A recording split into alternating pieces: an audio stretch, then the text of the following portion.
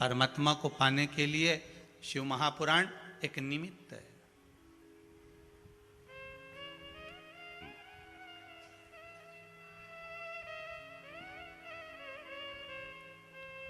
और जब अपने आप को अपन निमित्त मानने लगेंगे कि केवल एक निमित्त, दूसरा और कुछ भी नहीं है, तेरा ही दिया मैंने खाया पिया है, तेरा शुक्रिया है, तेरा शुक्रिया है। मुझे भोले बाबा ने बहुत दे दिया है, तेरा शुक्रिया है, तेरा शुक्रिया।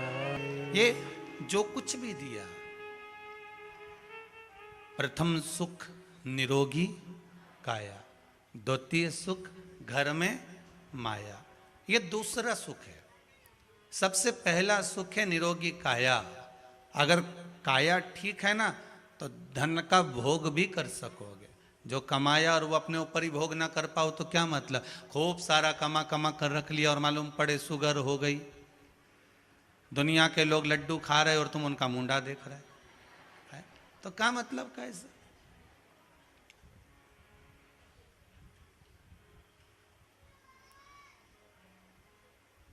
शरीर में सुख नहीं होगा तो धन का भोग कैसे करोगे?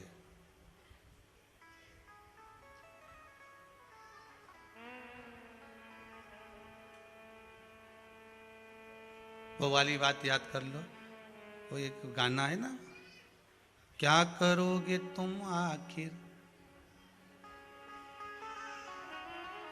कब्र के नाम मत लो यहाँ तो गाना थोड़ा वो शुगर वालों के लिए ना, क्या करोगे तुम आखिर होटल पे मेरी आकर, थोड़ी देर जलेबी देखोगे और चले।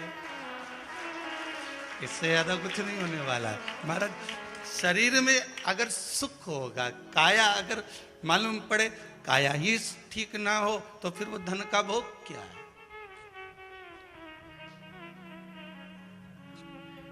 फिर वो भोग कैसा?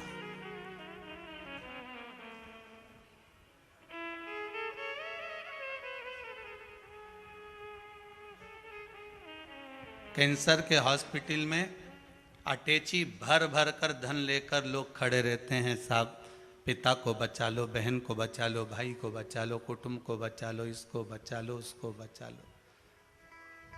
धन की मूलता नहीं रही साहब।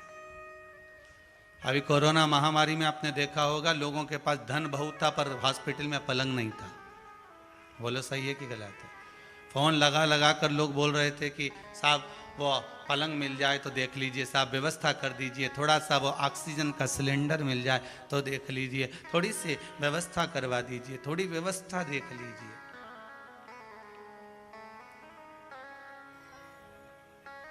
अब तुम एक काम करते, 500 की नोट की गड्डी को ऐसा फैला के उसको हवा करते रहते, ले ऑक्सीजन जाती।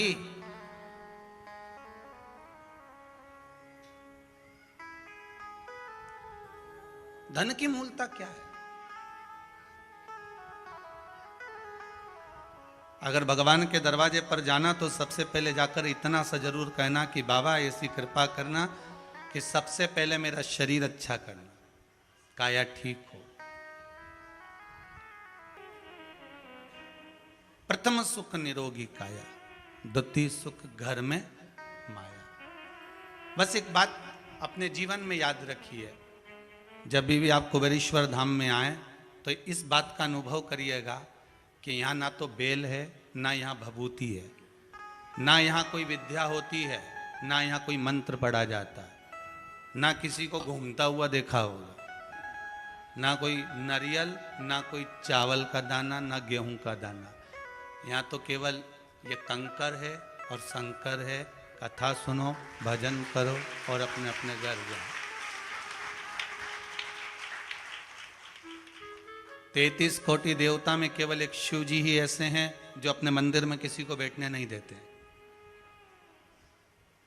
केवल एक शंकर एक ऐसे हैं जो अपने मंदिर में किसी को बैठने नहीं देते, क्योंकि मंदिर में जो आता है पानी इतना ढोल के जाता है कि साड़ी बचा के तो बैठना पड़ता। शंकर जी कहते हैं मेरे पास में इतना टाइम बर्बाद मत करो बैठकर, जिसका मैं भजन करता हूं उसके भजन में तुम भी लग जाओ, मैं भी राम कहता हूं तुम भी राम में लग जाओ। क्यों संसार में पड़ती, क्यों संसार सागर में इधर उधर क्यों उलझ रहे हो? कि मुख में हो राम नाम, राम सेवा हाथ में, तू अकेला नाही प्यारे, राम तेरे साथ में।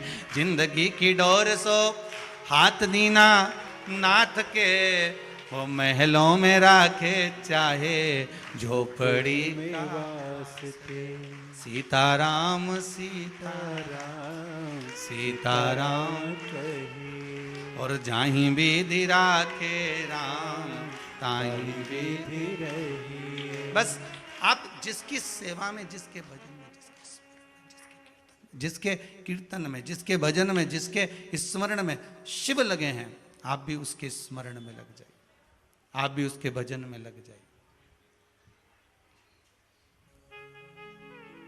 और जब उसके कीर्तन में लग जाओगे फिर उसका ध्यान आप में रहेगा। फिर वही वाली बात याद कर लो जो पहले कही थी। क्या कहा था? कोई जा रहा है, कोई बैठा है, आप जमकर आवाज लगाना। एक बार नहीं सुनेगा दूसरी बार आवाज लगाना, दूसरी बार नहीं सुनेगा तीसरी बार आवाज लगाना, तीसरी बार नहीं सुनेगा चौथी बार आवाज लगाना। एक बार तो पलट कर देखेगा। उसी तरह मेरा भोलेनाथ एक पशुपति व्रत से नहीं माने, एक लोटे पानी से नहीं माने। तो पानी चढ़ाना मत छोड़ना, तो व्रत मत छोड़ना, पलट कर तो देखेगा, ये पक्का है। सुनेगा जब पलटेगा, वो पलटे बिना नहीं रह सकता। एक बार अपने भक्त की क्यों ना सुने वो। आप बस विश्वास रखकर उससे निवेदन तो करो।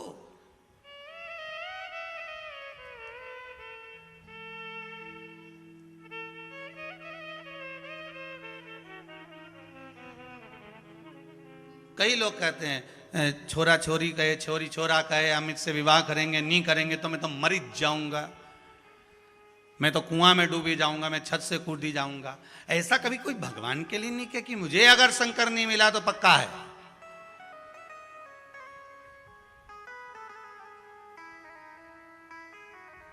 कहा था प्रहलाद जी ने, कहा था ध्रुव जी ने कि अगर आप आओगे नहीं तो मैं भी अपने प्राणों को त्याग दूंगा। जपते रहे, भजते रहे। इतना भजन करा, इतना नाम जाप लिया, इतना नाम कीर्तन किया कि भगवान को पलट कर देखना ही पड़ा।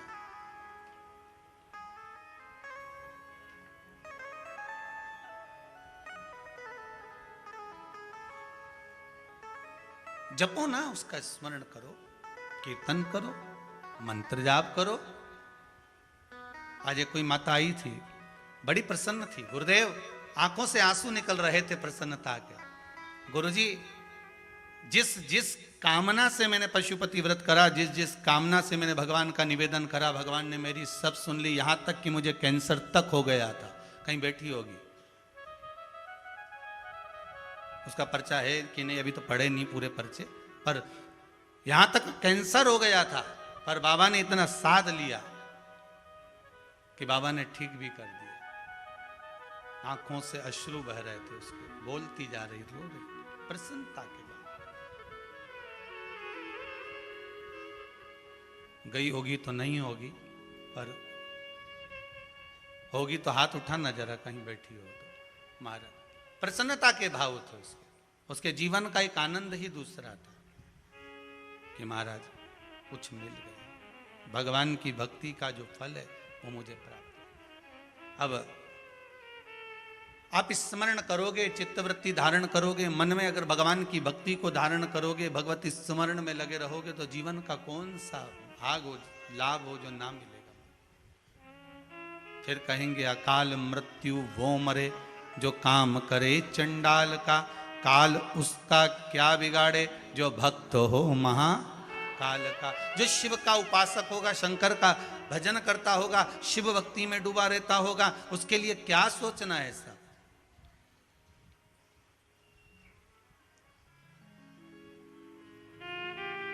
भगवान तो कहते हैं कि प्रथम सुख निरोगी काया, आपका स्वास्थ्य ठीक होना चाहिए। आप भगवान से अगर कुछ मांगो तो सबसे पहला ये मांगना कि महाराज चलता चलता छूटे जी मारा प्राण, ओ जी महाराज सांवरिया। हे भगवान ऐसी कृपा करना कि अगर मेरे प्राण भी छूटे तो बस चलते चलते छूटे। भगवान से निवेदन करना कि अगर बस चलते चलते, बस आपका स्मरण करते करते, भगवान की भक्ति को धारण करते करते प्राण छूट भी जाए तो चलेगा, पर पलंग पर मत पटकना। शरीर को ऐसा मत बना देना कि दूसरे पर आश्रित हो जाए। बाबा से निवेदन करते।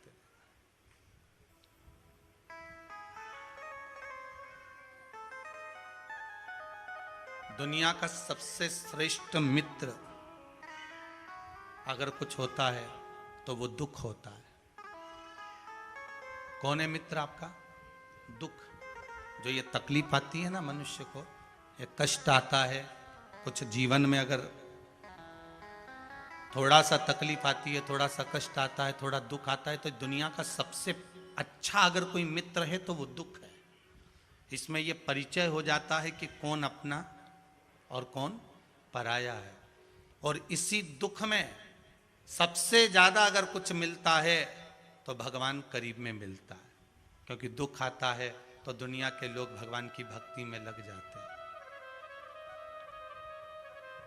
फिर अगर दुनिया में मित्र दुख है तो उस दुख में सबसे ज्यादा साथी कौन है जो दुख का निवारण कर सकता है?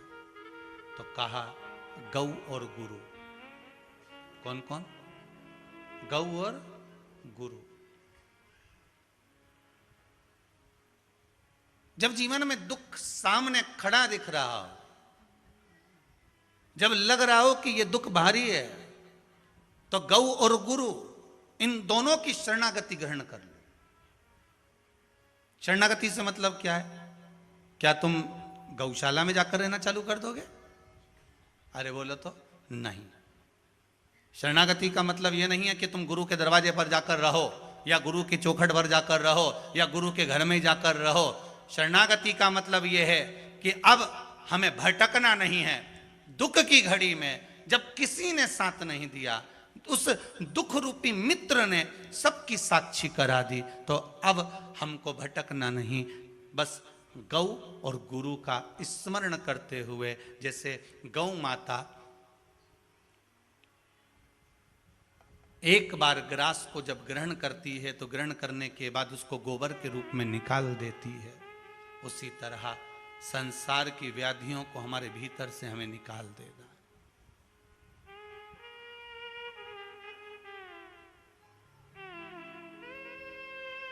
निकाल देना और गुरु के पास जाकर ये पूछ लेना है, गुरुदेव ये दुनिया में मेरे कोई साथ देने वाला नहीं, बड़ा दुखी हूं भीतर से, अब कुछ बचा नहीं, अब कुछ भी नहीं बचा। आज के जमाने में अगर आपके पास में धन है तो गुरु भी तुम्हारे को पास में बिठा लेगा। दुख की घड़ी में, समस्या में, कष्ट के समय पर कहीं भटक मत जाना।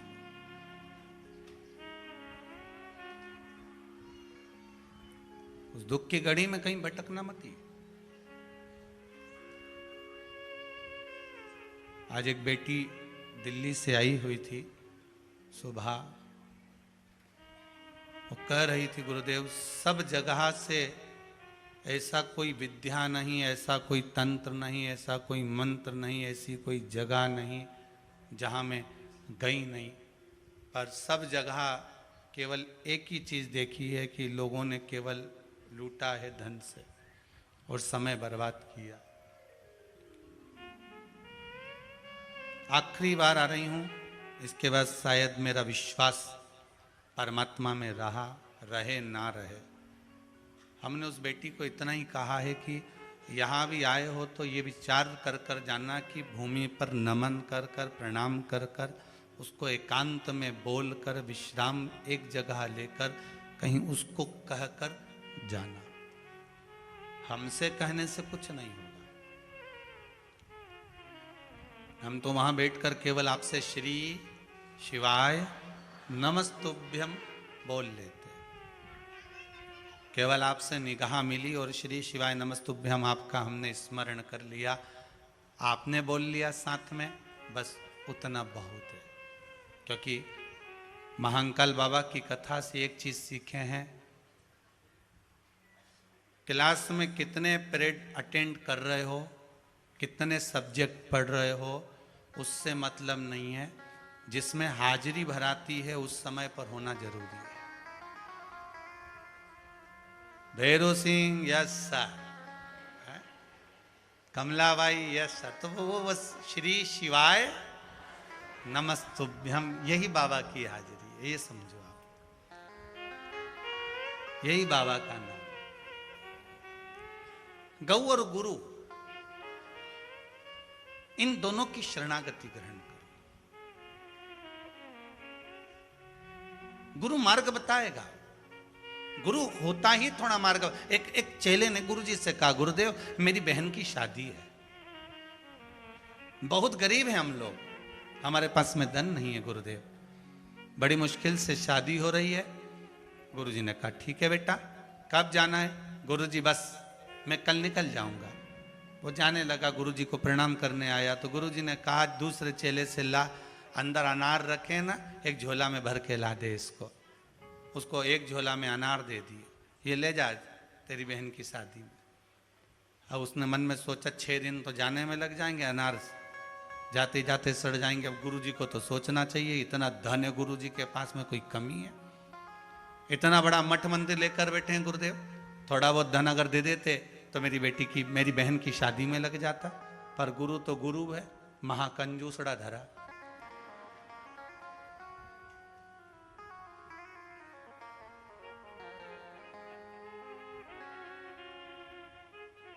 चला, मन में विचार करता करता भीतर से रोता रोता जा रहा, कितना है गुरुजी के पास में, कोई कमी है?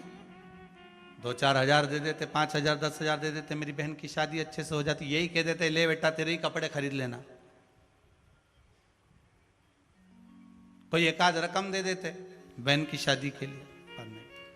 अरे रकम तो रकम, भोजन ही बंधवा के दे देते, थोड़ा सीधा सामान ले जा, ले चावल आटा दाल ले जा, हम आप शादी में काम ले। अब अनार का क्या करूंगा, माथा फोड़ू? अनार लेकर चला, चलते चलते चलते चलते वन में पहुंचा, जंगल में विश्राम कर रहा था। वहां का नगर का राजा बीमार पड़ गया। राजा को एक दवाई देना थी जिसमें अनार का रस डालना था। अनार पूरे राजभवन में नहीं मिला। ढूंढते ढूंढते उसके दूत पहुंच गए उस व्यक्ति के पास, उसके झोले में अनार भरे हुए थे। उससे कहीं अनार दे दो, राजा बीमार पड़ा हुआ है, उसको अनार के रस में दवाई देना है। वो कहता है ये तो मेरे अनार है, पर राजा बीमार पड़ा है, ले जाओ इसको। अनार दे दिए गए, वो ले गए। ले जाने के बाद राजा को जब दवाई दी, राजा ठीक हो गया। राजा ने कहा अनार कहाँ से लाए थे? महाराज एक वो लड़का जा रहा था, उससे मांग कर लाए। कहाँ है वो बाहर बैठा हुआ है, लाओ उसको अंदर जरा। अंदर लेकर आए। अनार किसने दिए? मेरे गुरुजी ने दिए थे। कहाँ लेकर जा रहे हो? मेरे गांव लेकर जा रहा हूँ। काहे के लिए जा रहे हो गांव? मेरी बहन की शादी है।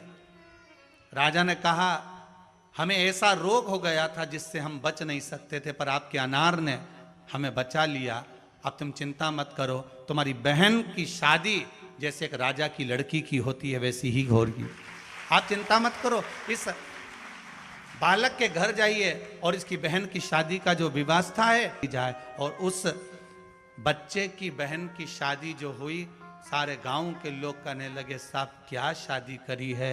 अब सारे दुनिया के लोग राजा को धन्यवाद दे रहे थे, वो बालक आंख से आंसू बहाकर गुरु को धन्यवाद दे रहा था कि तुम्हारा आशीर्वाद था इसलिए हो गई।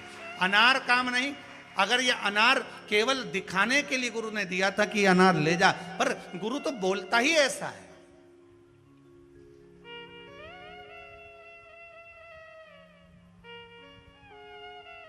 अब अनार की कितनी कीमत होगी? गुरु के संबोधन, गुरु के शब्द होते ही ऐसे हैं कि वो कुछ ऐसा कह देता है, कुछ ऐसा दे देता है, कुछ ऐसी कृपा कर देता है कि जा बस हो गया उसमें। अब लोग कहें बताओ दरवाजे पे दिया लगाने से कौन सा फायदा है? पशुपति व्रत में 5 दिए मंदिर में लगा, वहां तक तो ठीक है, पर छठा दिया दरवाजे पे लगा, ये कौन सी बात? और अपना ही प्रसाद अपने छोरा छोरी को नहीं दे, और छोरा छोरी हमारा मुंह देखे और हम अकेले खाएं। इतनी चतुर माता साथ में एक कटोरी अलग से प्रसाद और ले गई कि लाऊंगी तो छोरा छोरी को दे दूंगी, 3 हिस्से में तो होगा ही नहीं। अब वो 4 बार आई कि गुरुजी मैंने कई बार पशुपति व्रत करे पर भगवान ने मेरी नहीं सुनी। तो हमने कहा व्रत कैसे करे, पूरा ईमानदारी से बता दे एक बार। कहे गुरुजी 3 हिस्से करे प्रसाद के, हाओ दिए लगाए 5, हाओ छठा दिया दरवाजे पर लगाया, ठीक है, बेलपत्री चढ़ाई, फूल चढ़ाए, सब कराए। हमने कहा और कुछ करा? कुछ भी नहीं करा। और तो पक्का? बिल्कुल पक्का। हमने कहा अब की बार अगर व्रत करे तो शाम को जो पूजन करने जाए ना, तो पूजन कर कर जब वापिस आए तो तेरी थाली का फोटो भेज देना, बस तेरी थाली का फोटो भेज दे। लड़की का फोटो देख के समझ में आ जाए कि छोरी कैसी है, थाली देखकर समझ में आ जाए कि पूजन कैसी हुई है, अभी मालूम पड़ जाए। तो उसने थाली का फोटो भेजा, तो एक प्रसाद का हिस्सा अलग रखा था और एक प्रसाद उसकी कटोरी में रखा था, स्टील की प्लेट में, और एक अलग रखा था दोने में। हमने फोन कर कर पूछा ये बताइए दोने में कौन सा प्रसाद रखा है? तो वो 3 हिस्से करे वो, और ये कटोरी में तो के घर में छोरा छोरी रहे, उनके सामने अकेली खाऊं तो अच्छा लगे, तो उनके लिए लिए ही। बस हमने कहा ठेले पर जाकर छोरा छोरी चाउमीन खाएं तेरे लिए लाए? अरे बोल तो जरा। तो एक जगह सोमवार के अगर नी भी दिया तो कोई दिक्कत?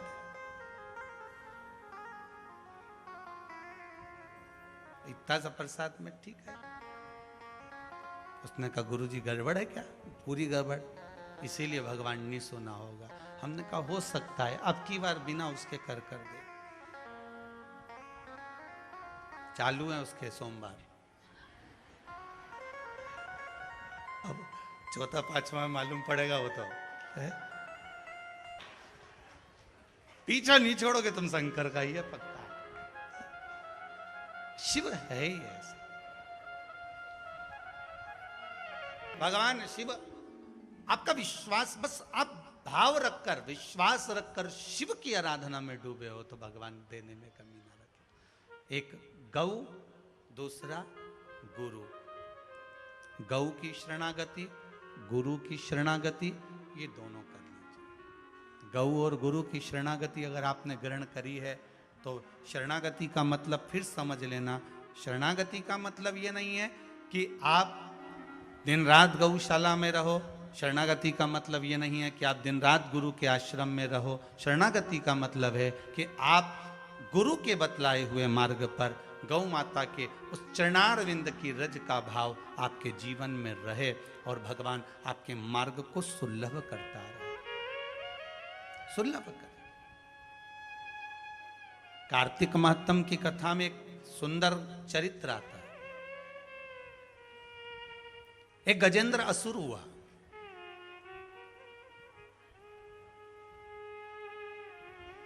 ये असुर, ये राक्षस बड़ा विचित्र था। कभी मनुष्य का रूप ले लेता था, कभी हाथी का रूप ले लेता था। कार्तिक महात्म कहता है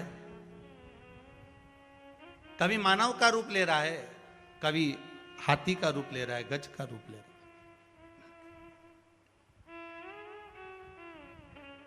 और हाथी और गज का रूप लेकर, हाथी का रूप लेकर, गज का रूप लेकर, मनुष्य का रूप लेकर ये छलता है लोगों को। पहले एक बात कही थी, आप लोगों के ध्यान में होगा, एक मुखी रुद्राक्ष और एक मुखी व्यक्ति बड़ी मुश्किल से मिलते हैं। क्या क्या? एक मुखी रुद्राक्ष और एक मुखी मनुष्य, मानव, व्यक्ति बड़ी मुश्किल से मिलते हैं। आप ढूंढ ढूंढ कर थक जाओगे। 2 मुखी मिल जाएगा, 5 मुखी मिल जाएगा, 7 मुखी मिल जाएगा, 10 मुखी मिल जाएगा, 14 मुखी मिल जाएगा, 18 मुखी मिल जाएगा, 21 मुखी मिल जाएगा, 23 मुखी मिल जाएगा, पर एक मुखी मिलना मुश्किल है। और जीवन में अगर एक मुखी रुद्राक्ष मिल जाए और एक मुखी व्यक्ति मिल जाए तो जीवन तो वैसे ही सार्थक हो जाए। अब हाथी भी 2 मुखी है, कभी मनुष्य बन रहा है, कभी हाथी बन रहा है। गजेंद्र असुर है वो। एक बार उसने विचार करा, अब की बार मैं हाथी का रूप लेकर, हाथी का रूप धारण कर कर मैं शंकर की आराधना करूंगा। अब कल कथा में कहा था कि जितने भी ये राक्षस प्रवृत्ति के जो जीव होते हैं, पहले डाकू जाते थे तो देवी की आराधना कर कर जाते थे। कल की कथा में कहा था ये राक्षस प्रवृत्ति के जितने जीव रहते हैं ये होते असुर हैं, पर इनके भीतर भी कहीं ना कहीं ये भगवान की भक्ति को पाने का एक प्रयास करते हैं जिससे हमें बल प्राप्त हो जाए।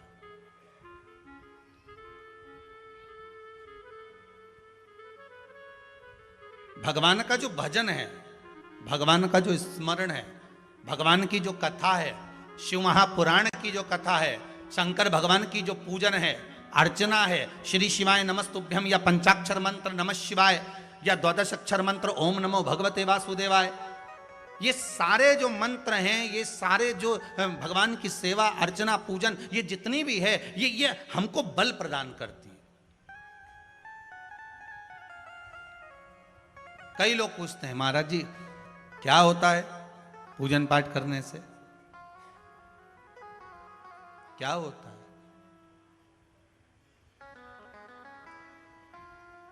बल प्राप्त होता है। क्या बल प्राप्त होता है? तो कहा दुख को सहन करने का।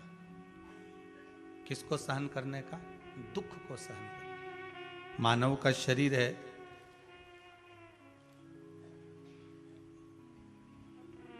दुख तो हर मनुष्य को आना ही है। ऐसा कोई संसार में जन्म नहीं लिया जिसको दुख ना मिले। मेरे परमात्मा को भी अगर मृत्यु लोक में जन्म लेना पड़ा, मेरे राम जी भी आए हैं तो दुख सहना पड़ा। मेरे भगवान कृष्ण को भी अगर मृत्यु लोक में आना पड़ा तो उनको दुख सहना पड़ा है। गौतम बुद्ध का भी अगर रूप धर कर आ गए तो उनको भी दुख सहना पड़ा है। नरसिंह अवतार धारण कर कर आ गए तो भी दुख सहना पड़ा है। वामन अवतार धर कर आ गए तो भी दुख सहना पड़ा है। मृत्यु लोक में अगर आए हैं, मृत्यु लोक में अगर जन्म लिया है तो दुख तो सहन करना ही पड़ेगा। तो हमें ये भगवान की जो भक्ति है, भगवान का जो भजन है, भगवान का जो स्मरण है, शिव महापुराण की जो कथा है, ये हमको बल प्रदान करती है कि अभी हम इतनी जल्दी हारेंगे नहीं। अगर हमने इंटरव्यू दे दिया, 1 बार दे दिया, 2 बार दे दिया, 3 बार दे दिया, बच्चा हताश हो गया, कमरे में जाकर बैठ गया, दरवाजा बंद कर लिया, ना खाना खा रहा, ना पानी पी रहा है, माता पिता दुखी कि बेटा ना तो खा रहा ना पी रहा, बड़े दुखी हैं। अब इस बच्चे को कैसे समझाएं कि हो गया। पर माता पिता से निवेदन है उस बच्चे को हारने मत दो, उससे कहो काय को चिंता करता है, एग्जाम देना है ना, कंपटीशन एग्जाम में बैठा है ना, अभी हिम्मत मत हारना।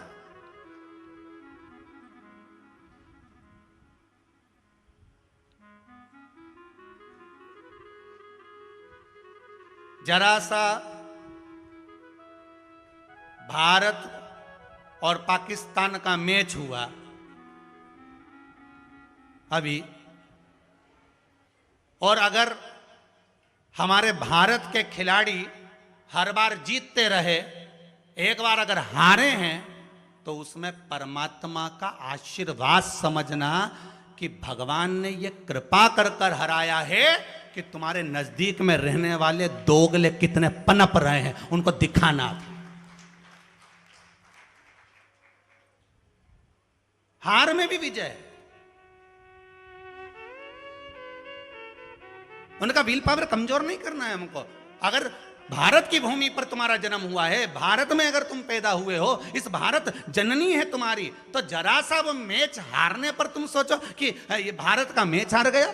अरे भाई, ये भगवान ने प्रेरणा दी है, भगवान कुछ सिखाने के लिए थोड़ी देर के लिए नीचे बिठा देता है, उसके बाद होता है कभी कभी दूध में उफान, एक बार गैस डाउन करो तब नीचे जो आ जाता है, एक बार का फिर गैस तेज करा तो ऊपर से ही उछल जाता है। कोई साधारण है क्या? भारत के खिलाड़ी एक बार ऐसा उछलेंगे कि देखते रह जाओगे, देखते रह जाओ। क्या समझते हो? बस आप तो खेल में तुमने समझ लिया,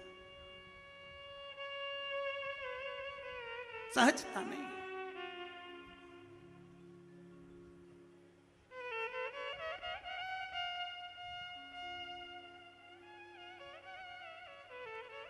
महाराज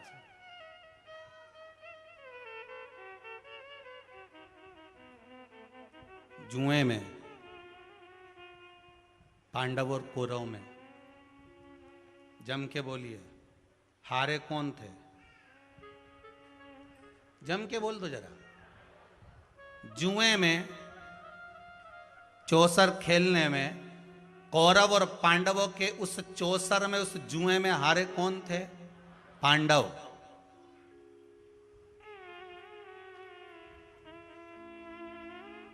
अर्जुन ने भगवान कृष्ण से कहा, कन्हैया आपको मालूम है हम चौसर में हार गए, हम जुए में हार गए। भगवान ने कहा चिंता मत कर, पहला गेम था, हराना जरूरी था, आखिरी का तो अपन ही जीतेंगे। ये तो झांकी, अभी तो कोई टेंशन लेने की जरूरत नहीं। काहे को चिंता करता? अगर अभी तुम जीत जाते तो बाद में हार जाते, अभी हार गए तो बाद में जीत निश्चित है। चिंता ना करिएगा। उपासना, बच्चे अगर हार रहे हैं, एग्जाम दे रहे हैं, कंपटीशन एग्जाम में बैठ रहे हैं, परीक्षा दे रहे हैं, बहू भी एग्जाम दे रही है, बेटे भी दे रहे हैं, बार बार इंटरव्यू देने जा रहे हैं, हारना नहीं है।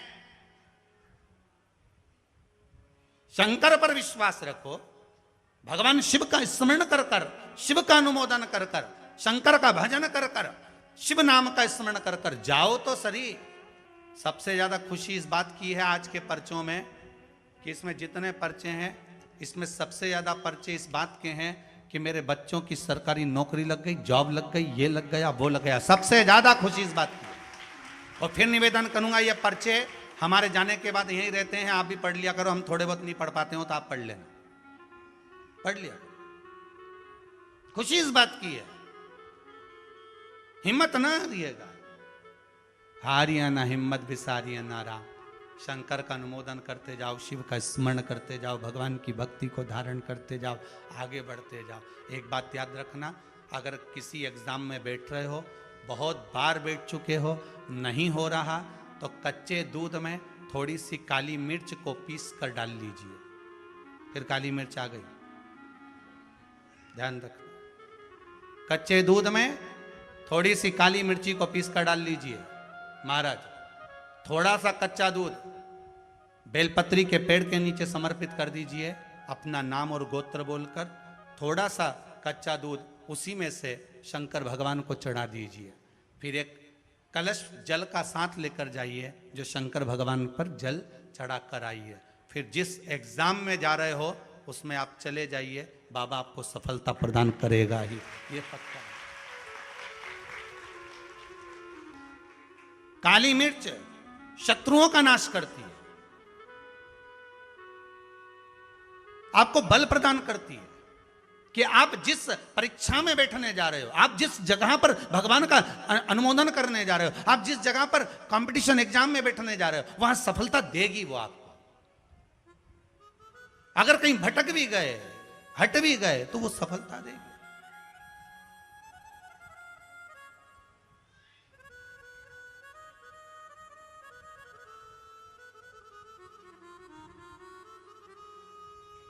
अभी कुछ दिन पहले की बात है, आगरा के अग्रवाल जी का बेटा, उनकी बहन ने फोन करा था कि गुरुजी से इतना बोल दो कि हमारा भाई वो कौन बनेगा, करोड़पति में जाना है, उसका नाम आना चाहिए और बिल्कुल बस पहुंच जाना चाहिए। तो आशीष जी ने खबर करी कि गुरुजी वो बच्चे का सब दूर हो गया है और अब वो बिल्कुल, वो कौन सी सीट होती है, हाँ बस समझ जाओ, क्योंकि हमारे को तो एक ही सीट मालूम है, व्यास गादी है? तो उस सीट पर वो बैठेगा, गुरुजी उसका सब दूर हो गया, बस वो वहां तक पहुंच जाए, क्योंकि अब आखिरी है, उसमें भी बहुत सारे रहते हैं, उसमें तुरंत बस उसका आना चाहिए। तो आशीष बोले, हमने कहा बाबा का नाम लेकर जाएं, होगा क्यों ना होगा, पर वहां तक तो पहुंच जाएगा वो।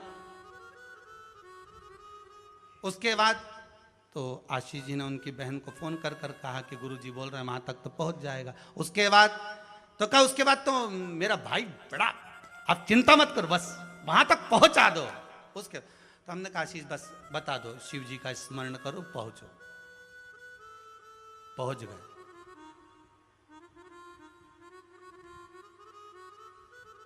अब फिर बोली बात याद रखना, गुरु कह रहा है कि पेड़ पे झंडा बांध दो, गुरु जी ने ऊपर चढ़ा दिया। उतरते समय उतरता गया उतरता गया उतरता गया, केवल 4 फीट की ऊंचाई बची थी, तो गुरु जी ने कहा वहां पांव रख ले, मां कोटर पकड़ ले, मां हाथ रख ले। चेले को गुस्सा आ गया, बताओ मैं इतनी ऊपर से नीचे तक उतरा तो गुरुजी एक शब्द नहीं बोला और अपने आप को गुरु पद दिखाने लगे। नीचे आ गया, नीचे उतरा तो गुस्से में ला लगे। गुरुजी ने पूछा, बेटा आराम से उतर गया? हाँ गुरुजी, पर आपकी ये बात बहुत गलत लगी मुझे। कौन सी? मैं इतनी ऊपर से नीचे उतरा, आपने एक बार भी नहीं कहा कि वहां हाथ पकड़ ले, कि वो कोटर पकड़ ले, कि वो डाली पकड़ ले, और केवल जरा सी दूरी बची थी, जब तो मैं ही उतर जाता। तो आप बताने लगे कि कोटर पे पांव रख लेने, डाली पकड़ लेने, नीचे उतर जा आराम से, देख के उतरना, संभल के उतरना। गुरुजी बोले, भैया बात इतनी सी है, जब व्यक्ति मंजिल तक पहुंचता है और मंजिल से जब नीचे उतरता है तब उसको डर लगता है, भय लगता है, कैसे चढ़ूंगा कैसे उतरूंगा। जब मंजिल करीब में होती है, घर पास में होता है, तो गाड़ी की स्पीड भी तेज कर ली जाती है। अब तो 3 किलोमीटर बचा है और मालूम पड़े वो 3 किलोमीटर के बीच में ही गाड़ी के सामने सुअर आ गया, तो विचार करिएगा जरा, बहुत सोचने वाली बात है। पशुपति व्रत आप कर रहे हो, पशुपति व्रत आप धारण कर रहे हो, पर निवेदन केवल इतना सा है कि आपकी स्पीड का ध्यान रखना, आपकी स्पीड का ध्यान रखिए। आप शंकर का भजन कर रहे हो, आप स्पीड का ध्यान रखिए। कहीं हमारे व्रत में, हमारी पूजन में, हमारे भगवान की भक्ति में कहीं अहंकार तो नहीं आ गया? वो स्पीड देखना पड़ेगी। अहंकार तो नहीं आ गया, अभिमान तो नहीं आ गया? हम भगवान की भक्ति में डूबने वाले हैं, भगवान मिलने वाला है, बिल्कुल सम्मुख में हमारा काम होने वाला है, पर हम क्यों नहीं पहुंच पा रहे? हम वहां तक क्यों? कई लोगों के साथ होता है, सामने थाली लग जाती है, भोजन करने की तैयारी होती है, थाली सरक जाती है, बिल्कुल होने वाला है, बिल्कुल लग गया, अपना तो नाम ही है, और मालूम पड़े गायब। कहीं स्पीड तो तेज नहीं कर ली हमने अपनी गाड़ी की? कहीं अहंकार में तो नहीं डूब गए हम? इसका स्मरण रहे। अहंकार में 3 गए धन, वैभव, वंश, ना मानो तो देख लो रावण, कौरव और कंस। एक जगह कहीं विचार करिएगा। गजेंद्र असुर सूंड में पानी भरता है, शिव जी पे छोड़ता है, फिर पानी भरा, फिर छोड़ा, फिर पानी भरा, फिर छोड़ा, फिर पानी भरा, फिर छोड़ा।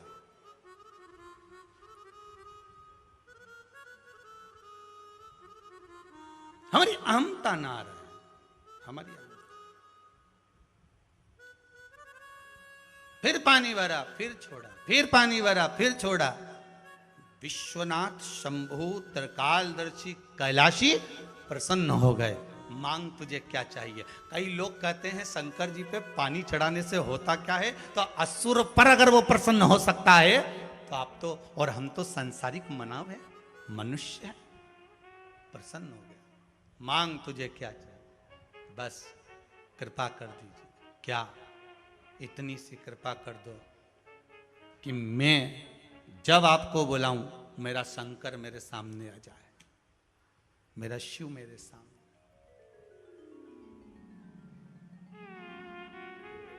क्यों ना देगा? अगर आपका विश्वास है, भाव सिद्ध है, तो ऐसी कई सीट मिल जाएंगी जहां आपको बैठना है। अगर आपका विश्वास शंकर से। वो बच्चा जब उस सीट पर बैठा तो प्रसन्नता हमको भी हुई कि वहां पहुंच गया। विश्वास रखकर पहुंचा है तो क्यों ना मिलेगा? भरोसा रखकर गया तो क्यों ना मिलेगा? बस विश्वास दृढ़ होना चाहिए, भरोसा दृढ़ होना चाहिए।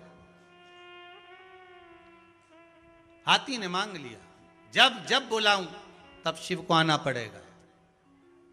शंकर जी थे, उन्होंने कह दिया तथास्तु, बुला लेना, आ जाऊंगा।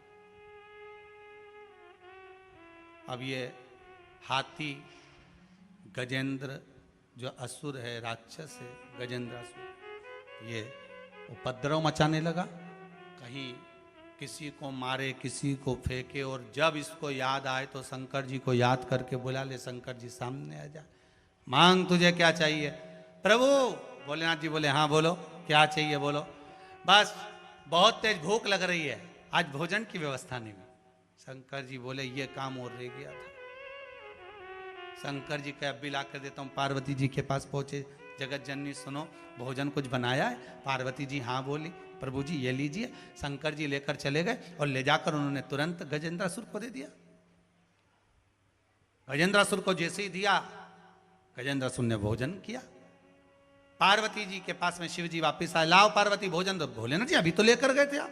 शंकर जी बोले तो असुर ने मांगा था तो उसको दिया है। पार्वती जी बोली आपको 50 बार पहले भी कहा है अपना टिफिन खुद खाया करो, कहां दूसरे को देकर आ जाते हो।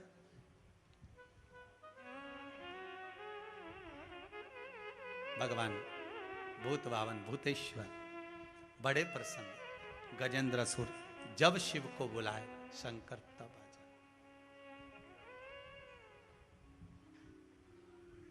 आ जाए। आज देवऋषि नारद देख रहे थे कि गजेंद्रासुर ने जैसे ही शंकर जी को बुलाया और भगवान आए तुरंत, और अभी शंकर जी आकर गए और गजेंद्रासुर ने फिर बुलाया और शिव फिर आ गए। कार्तिक महत्तम की कथा कहती है, बार बार मेरे भोलेनाथ जी को बुलाया जा रहा है और बार बार भोलेनाथ जी आ रहे हैं। नारद जी थकित रह गए। नारद जी पहुंच गए सीधे गजेंद्रासुर के पास में। हर हर महादेव। क्या बात है? मैंने देखा है आप बार बार शंकर जी को बुला रहे हो, शंकर जी आपके यहाँ आ रहे हैं, मेरी एक बात मानोगे? देवऋषि नारद बोलो क्या चाहते हो? देवऋषि नारद जी बोले बार बार शंकर जी को बुलाने में समय बर्बाद होता है, शिव जी जाते हैं फिर आते हैं, फिर जाते हैं फिर आते हैं। इससे अच्छा है तुम एक काम करो, अगर शंकर तुम्हारा कहना मानते हैं तो शंकर जी को अपने भीतर उतार लो, शंकर जी को अपने अंदर उतार लो।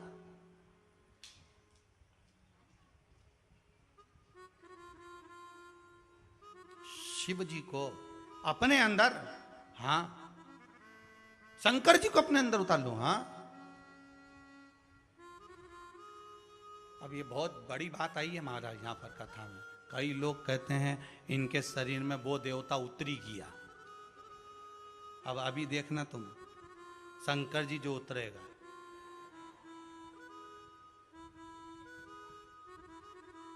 देवता को और कहीं जगह नहीं मिली जो तुम्हारे शरीर में उतरी गया।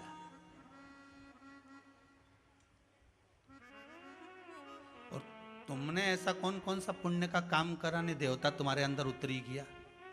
बोलो तो सही, कौन सा तुमने 40 साल 30 साल अन्न नहीं खाया? कौन सा तुमने किसी को गाली नहीं दी? कौन सा तुमने किसी का अपशब्द नहीं किया? कौन सा तुमने गजब का काम कर दिया कि 24 घंटे 3.5 करोड़ रोम छिद्र मनुष्य के शरीर में होते हैं, तो क्या तुमने एक दिन में 3.5 करोड़ बार भगवान का नाम लिया? अरे बोलो जम के। तो फिर देवता को तुम्हारा ही शरीर क्यों मिला? ने तुरंत कह दिया देवता इसमें उतरी गया, इसका शरीर में देवता भरे गया। तो मेरे को एक बात समझ में नहीं आया, देवता इसी को क्यों ढूंढ के आया?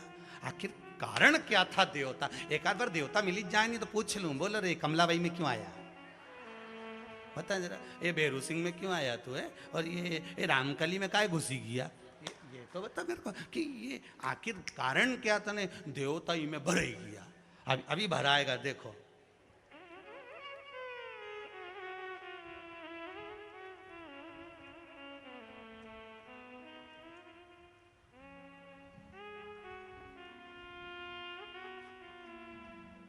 ये नवरात्र में ज्यादा भरा है।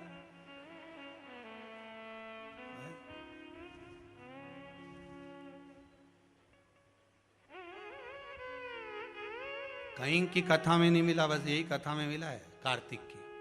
अच्छे से सुन लेना कि देवता भराया और फिर निकला तो कैसे निकला, ये देखिएगा।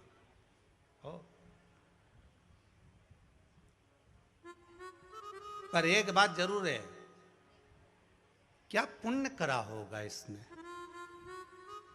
जिसके शरीर में देवता आते हैं वो कभी किसी को गाली नहीं देता क्या? सत्य बताना, क्योंकि देवता आते होंगे जब ही नहीं देता होगा, उसके बाद तो दिन रात एक आध बार तो मुंडा से असत्य तो बोलता ही होगा, झूठ भी बोलता होगा, कपट भी करता होगा, बेईमानी भी करता होगा, कुछ गलत कृत्य भी करता होगा। फिर देवता इसी के शरीर में कैसे आ गए, इसमें कैसे भरा गया? वो सोचने वाले गजेंद्रासुर कह रहा है, गजेंद्रासुर। देव ऋषि नारद कह रहे हैं अगर तुम भगवान शंकर के इतने भगत हो, बार बार शिव जी को बुलाते हो, तो एक काम करो ना कि शंकर जी को अपने भीतर जम के बोलो उतार लो।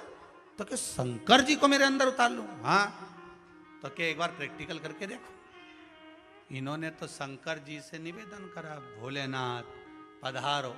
जैसे ही शंकर जी आए, मांग गजेंद्रासुर क्या चाहिए? तो गजेंद्रासुर ने कहा आप मेरे शरीर में अंदर बैठ जाओ। शंकर भगवान बोले फिर से बोलना, फिर से बोल। बस बार बार आप आते हो फिर चले जाते हो, मुझे बार बार बुलाना पड़ता है, मेरे शरीर में आकर तुम बैठ जाओ। शंकर जी बोले फिर सोच ले। सोच लिया, आप तो बैठ जाओ। पक्का? पक्का। भगवान शिव देव ऋषि नारद को देखकर मुस्कुरा दिए। अब स्माइल भी नहीं समझ में आ रही कि मुस्कुराए तो क्यों मुस्कुराए। भाई पत्नी पति के सामने इसलिए मुस्कुराती है कि 500 का नोट चाहिए, दिवाली चल रही है। तो अब यहां तो मुस्कुराने का तो कुछ कारण समझ में आना चाहिए कि मुस्कुराए तो मुस्कुराए क्यों?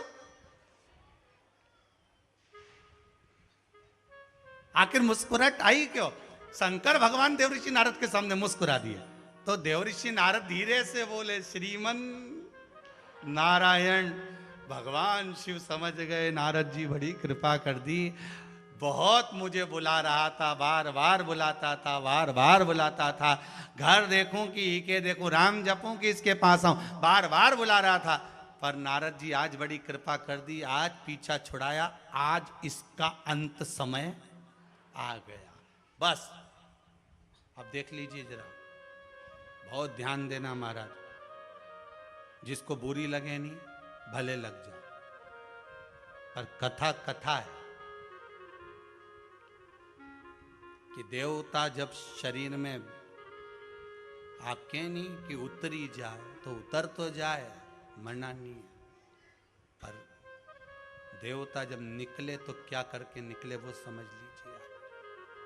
इसलिए मेरा हाथ जोड़कर निवेदन है, ये ढोंग प्रपंच छल छिद्र इन सब से दूर हो जाइए, सबसे दूर। धर्म का व्यापार मत बनाओ, धर्म का धंधा मत बनाओ। आज सबसे ज्यादा अगर हंसी भारत की भूमि पर उड़ रही है तो हमारे धर्म की उड़ रही है, धर्म की हंसी उड़ रही है।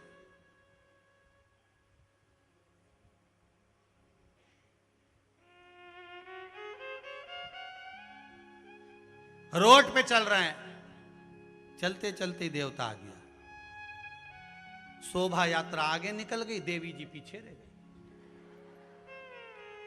आगे वाले बोले रुको रुको रुको रुको रुको रुको, क्या हो गया? माता जी आई है, वो आगे ही नहीं बढ़ रही है। फिर नारियल ला, फिर अभी भी नहीं बढ़ी, 2 कदम बढ़ा, कपूर ला, आग लगाया, कपूर भी जला दिया, अभी भी नहीं गई तो नींबू ला। अब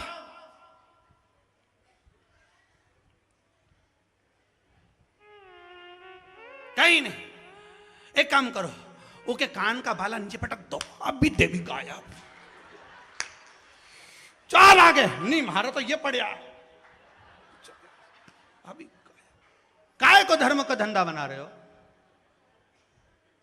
धर्म को ढोंग मत बनाओ, धर्म को प्रपंच मत बनाओ, धर्म को धंधा मत बनाओ, धर्म को व्यापार मत बनाओ। हिंदू धर्म की कहीं हंसी मत उड़ने दो, छल मत करो। देवी देवता देवलोक में रहकर जो प्रसन्न होते हैं वो किसी के शरीर में आकर प्रसन्न नहीं होते, बस भजन में लगे रहो। मीरा को कभी नहीं आए, नामदेव को कभी नहीं आए, तो राम जी के कभी नहीं आया, यहाँ तो किसी के नहीं आया, वो तो भगवान की भक्ति में लगे थे। बस उनके सामने गजेंद्रासुर के शरीर में शिव जी से करें आप मेरे अंदर बैठ जाओ। शंकर भगवान ने एक शिवलिंग का स्वरूप बनाया और श्वास द्वारा मेरे शंकर भगवान उस गजेंद्रासुर के शरीर में जाकर बैठ गए। कार्तिक महत्तम कराए, शरीर में जाकर जब गजेंद्रासुर के भगवान शिव बैठे, गजेंद्रासुर शंकर भगवान को अपने हृदय में जब बिठा लिया, उदर में अपने भीतर जब बिठा लेता है, तब चारों तरफ हाहाकार मच गया, भगया।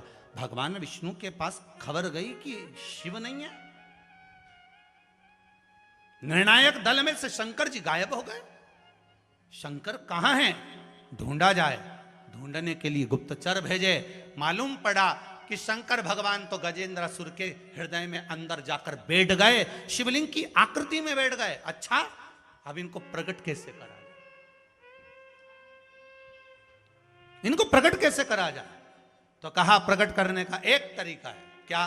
भगवान विष्णु ने कहा भजन से बढ़िया कोई तरीका नहीं हो सकता। चलो, भगवान नारायण ने अपने साथ में ब्रह्मदेव, इंद्रदेव, वरुण देव, गरुण देव, सारे देवताओं को लिया और मृदंग का नाद करते करते, भगवान शिव का गुणगान करते करते जैसे गजेंद्रासुर के सामने पहुंचे, और गजेंद्रासुर के सामने पहुंचकर उन्होंने जो आवाज लगाना चालू करी, भगवान को लगा मेरे नारायण मुझे ढूंढने के लिए आए हैं, मैं नारायण के बिना नहीं रह सकता, नारायण मेरे बिना नहीं रह सकते। भगवान अपने शिवलिंग के टुकड़े टुकड़े कर दिए और गजेंद्रासुर के शरीर में से फूट फूट कर निकल गए। भगवान शंकर जब शरीर से बाहर निकले, तब देवता भी देखकर घबरा गए कि शरीर में से भगवान फूट फूट कर निकल रहे हैं,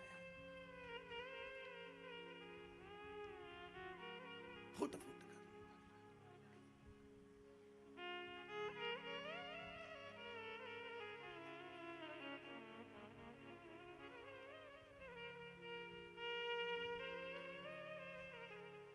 शरीर में अगर देवता भरा जाते हैं, दूसरे का भला कर सकते हो पर अपने खुद का कभी भला नहीं कर सकते आप, जिंदगी भर याद रख लेना।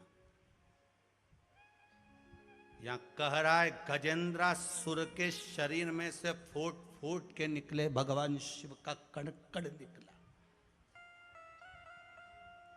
घर में अगर आपको आ रहे हैं कुछ भी, तो घर के जो सदस्य रहेंगे ना, वो बहुत दुखी रहेंगे, तन से, मन से और धन से सुखी नहीं हो सकते।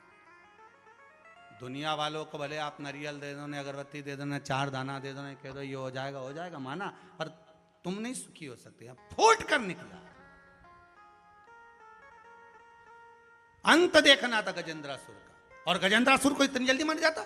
शिव जी की भक्ति कर रहा था, शंकर का गुणगान कर रहा था, शंकर का अनुमोदन कर रहा था, ऐसे कैसे मर सकता था गजेंद्रासुर? पर नारद जी ने चाल चल दी, और नारद जी ने कहा शिव जी को अंदर बिठा ले, अपने अंदर उतार ले, और भगवान अंदर उतर गए। भगवान अंदर उतर निकल गए शरीर से।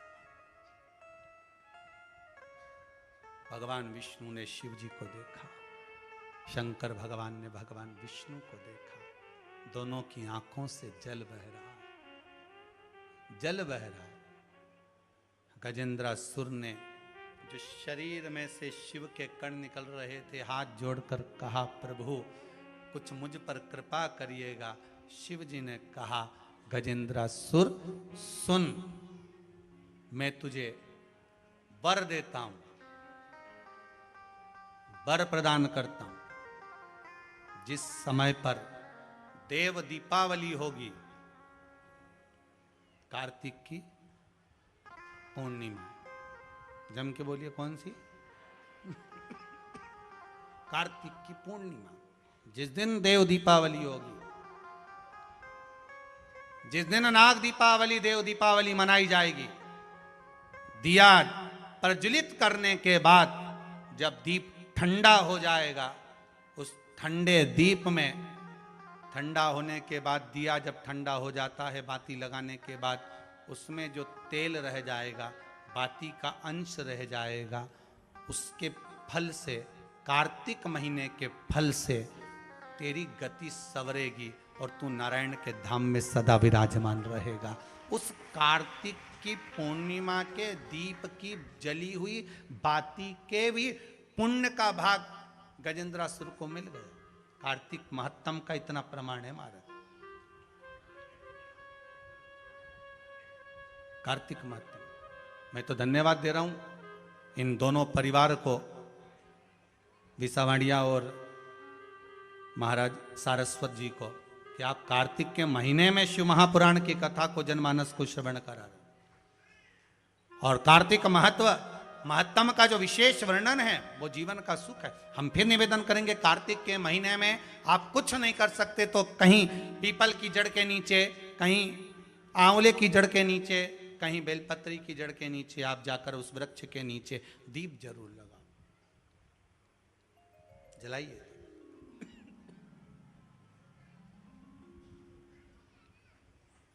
कार्तिक का महीना चल रहा है, अगर ज्यादा दुख है, तकलीफ है, तो दुख दहन स्तोत्र का पाठ। कौन सा पाठ? दुख दहन स्तोत्र का पाठ आप इन 3 वृक्ष में से, आंवला हो, पीपल हो, चाहे बेलपत्र हो, इन 3 वृक्ष के नीचे कहीं पर भी बैठकर आप उस पाठ का स्मरण करो, घी का दीप लगाकर। बाबा चाहेगा मेरा विश्वनाथ तो आपके दुख को नष्ट करेगा और सुख का आनंद प्रदान करेगा। दुख दहन स्तोत्र का पाठ।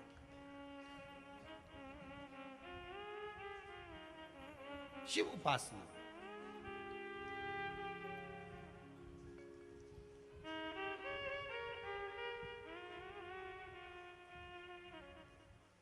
और जब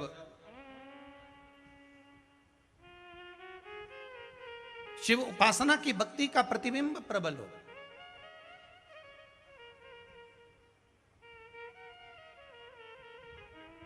तब एक आनंद की अनुभूति, वो कहे ना, भोले हे शंकर हे शिव, तेरे चरणों की धूल जो मिल जाए, सच कहता हूं बाबा मेरी तकदीर सवर।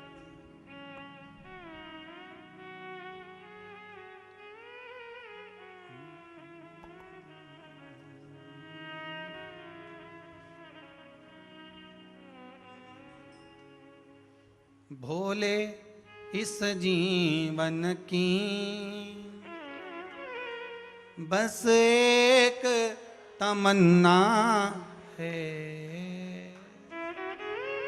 भोले इस जीवन की बस एक तमन्ना, सामने हो मेरे, तुम सामने हो मेरे, मेरा दम ही निकल जाए, सामने हो मेरे, हे शिव, मेरा दम ही निकल जाए, भोले तेरे चरणों की, भोले तेरे चरणों की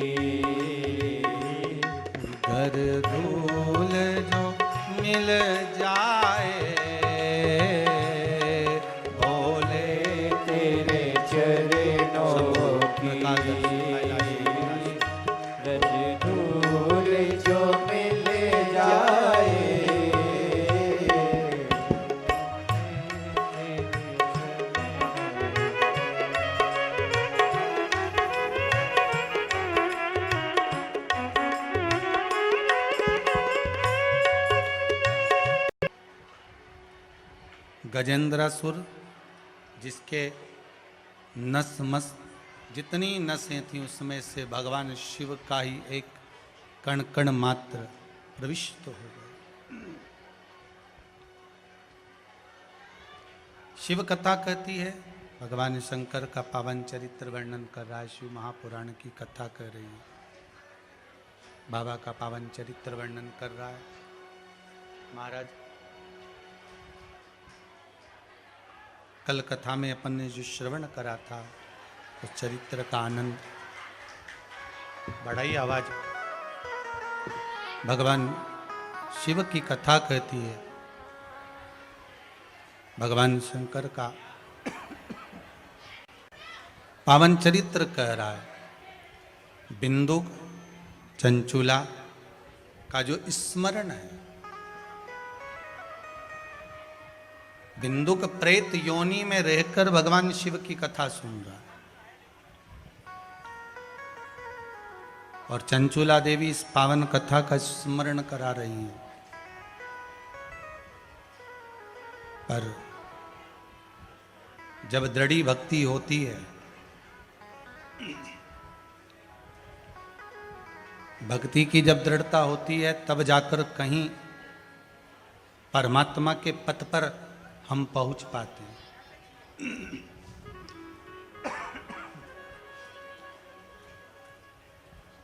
दृढ़ भक्ति के बल पर हमें परमात्मा मिल पाता है।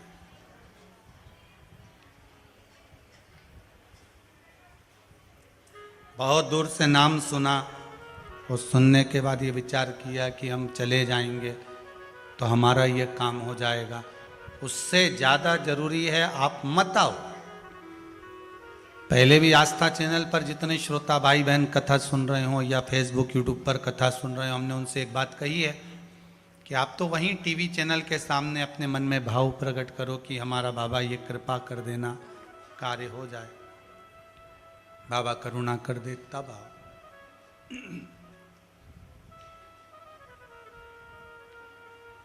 भक्ति दृढ़ी हो, विश्वास दृढ़ी हो,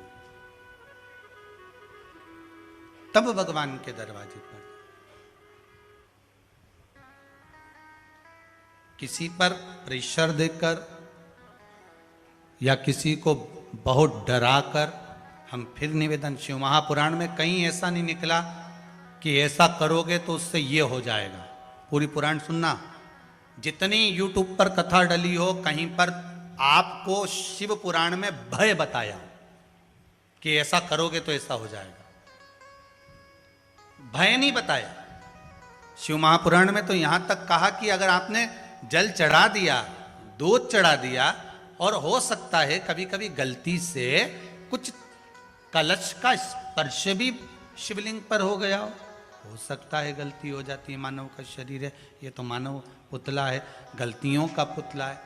गलती किससे होती है? मनुष्य से। भगवान से कभी गलती हुई क्या?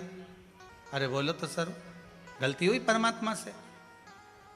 परमात्मा अगर गलती करता तो क्या बात है, गलती हमेशा मानव से हुई है, और परमात्मा कभी गलती नहीं करता। परमात्मा तो हमारी गलतियों को माफ कर देता। शिव महापुराण में कहीं भय नहीं बताया, भय का कोई चरित्र नहीं आया कि आपने ऐसे पूजन करोगे तो उससे ये हो जाएगा, ऐसी पूजन करो तो उससे ये हो जाएगा। नहीं नहीं, भय नहीं। शिव महापुराण तो कहती है भाव रखो, भय हटा दो।